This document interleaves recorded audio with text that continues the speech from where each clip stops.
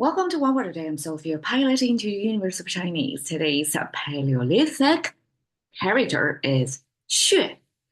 I mean, we cannot not cover cave, talking about from caveman age culture, right? So 穴 is the early habitat for humans and how Chinese express that.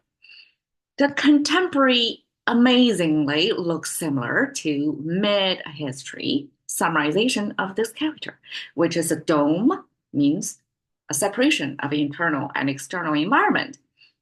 And a chimney on the top means cooking in that environment. Food processing in a domestic setting was survival critical.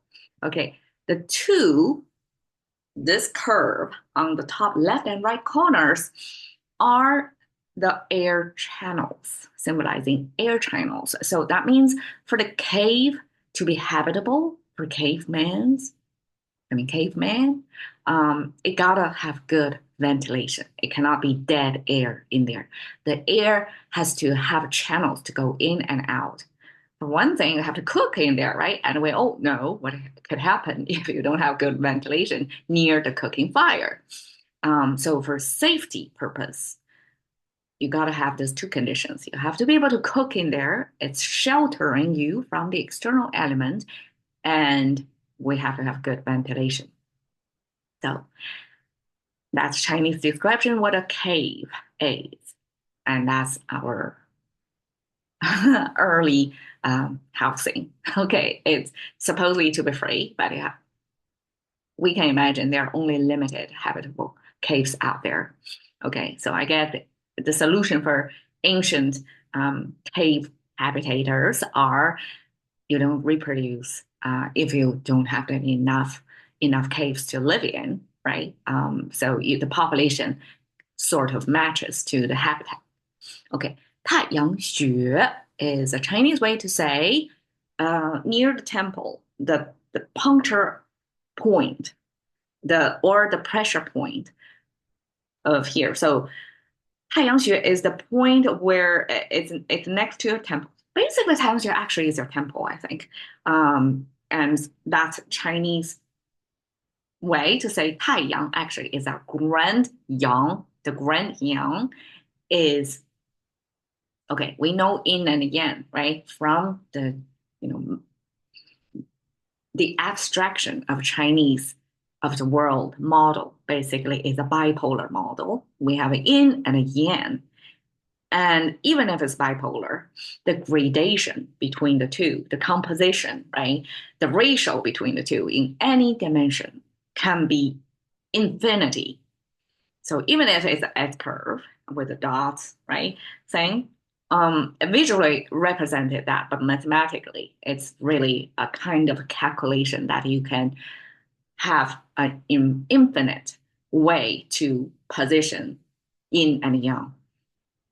So 太阳穴, this yin is our ultimate representation of the positive energy or the male energy, the action, and 太 is the grand. So I said the ultimate yang already. So 太阳 is another in later age.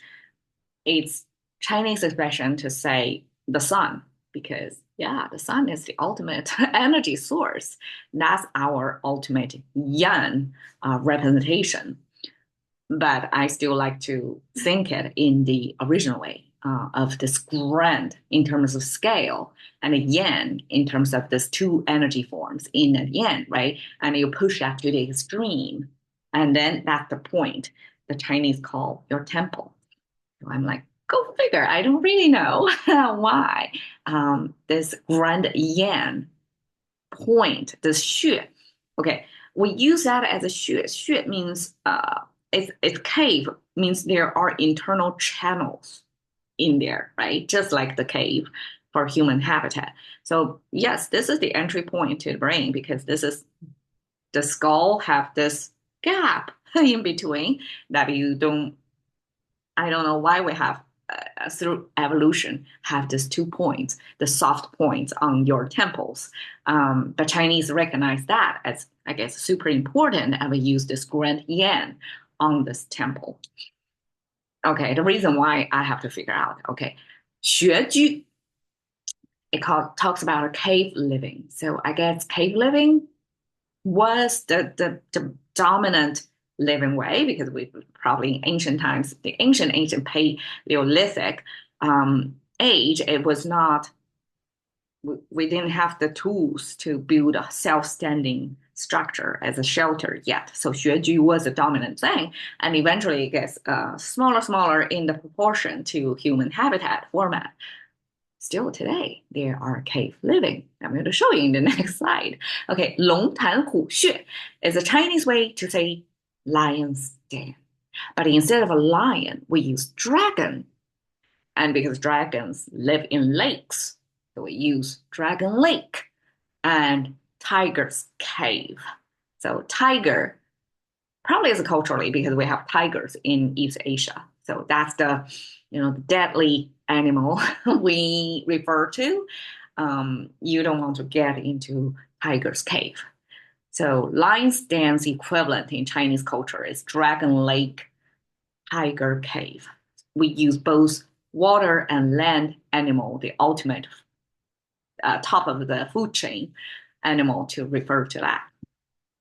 So here is cave living, contemporary in northwest part of China, where the soil, the landscape, in their, I guess, people figure out, the local people there figure out this is the best way to make a low cost housing that you basically carve out through the side of the mountains, and it will stay, I guess, insulated. It serves as a good insulation, and it's as you can see, this uniform, right? So it's built in such a way that, well, actually, it doesn't look. It looks like a brick built up, not carved into the mountain, but probably it's situated on the slope of the mountain, so it can have layers and layers of housing built on top of each other, relying on the basic form of the mountain.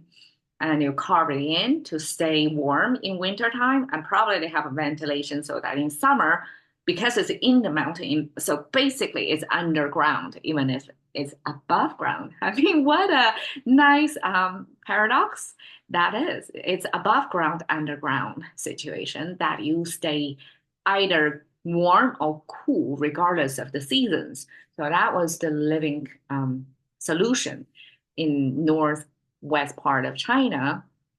And I heard it's because the soil quality of there is kind of sticky soil. So they were able to build the housing that's standing to carve deep into the cave, enough space for individual households without collapsing it because the soil there is sticky enough.